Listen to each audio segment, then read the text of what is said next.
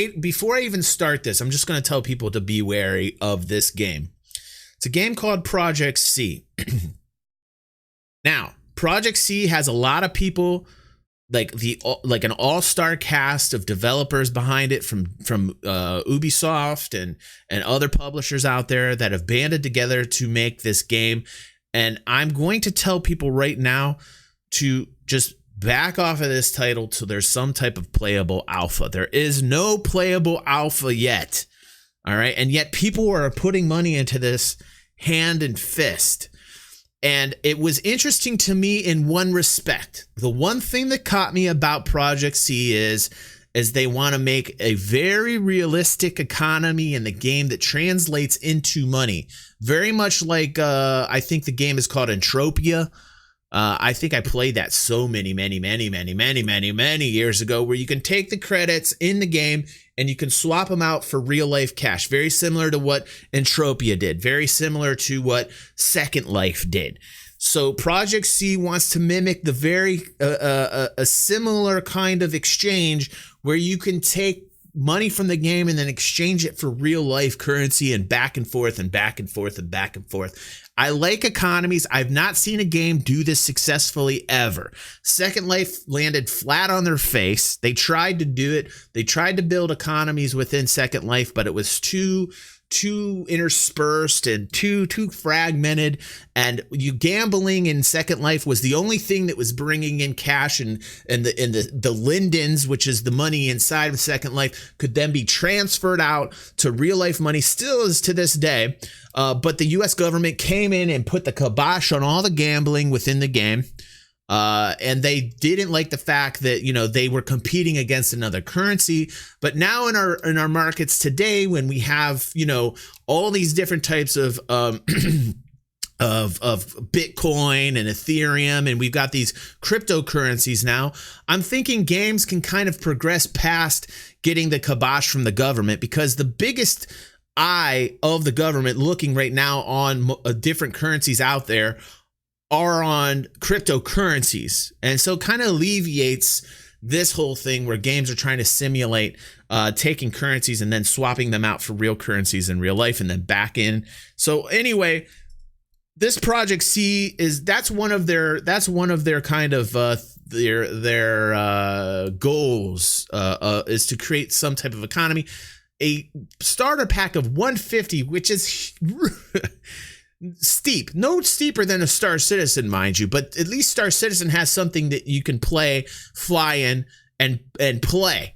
This has nothing. This has literally nothing. You're buying the excuse me.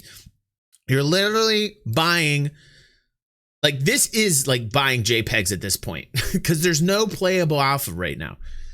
They say that they want to release an alpha at the end of October. They're already kind of looking like they're going to be late on that promise. So this is just something that caught my eye as, something to keep on the radar, because I love economies in games, but they don't even have a playable alpha. And then what I read is when they do have the playable alpha, eventually it's going to be closed off to those that pay the most, which, kind of puts a bad taste in my mouth.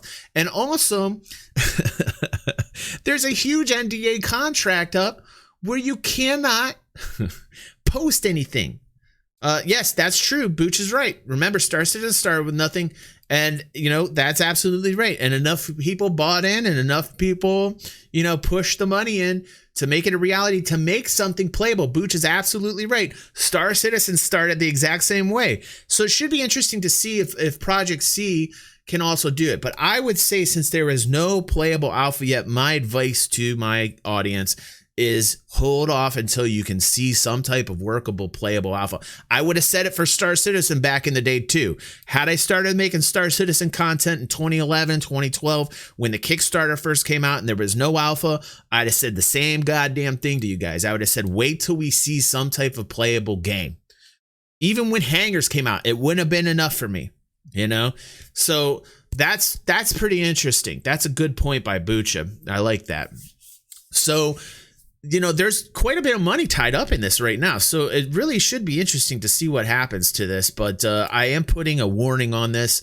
I just like the fact that they're going to try and simulate economy. Like their focus in this game is actually economy. But another thing that I didn't like about this is they actually stated, the developers stated that Project C might not be the name of this game, and that Project C, they were just like, we'll call it Project C for now. And I was like, wait, what? Like that's wild. That's pretty wild. Darewise, also the name of the developers, Darewise, kind of a sketch name. Like I don't feel like I should trust a company named Darewise. Project D, says Goku. Lies and Pie says, another game that won't be released until 10 years. Let's spend some money. Yeah, so I mean, like, really, it's the power of the belief in your conviction and the amount of money behind it and the competence of the people that are making it that will determine if the dream becomes a reality. And, you know, to me, I would just say with this particular project, literally, pun intended, be careful. Project C standing for careful. Tell me what you guys think in the comments down below. I will put the link so you guys can check out all relevant information discussed in this video.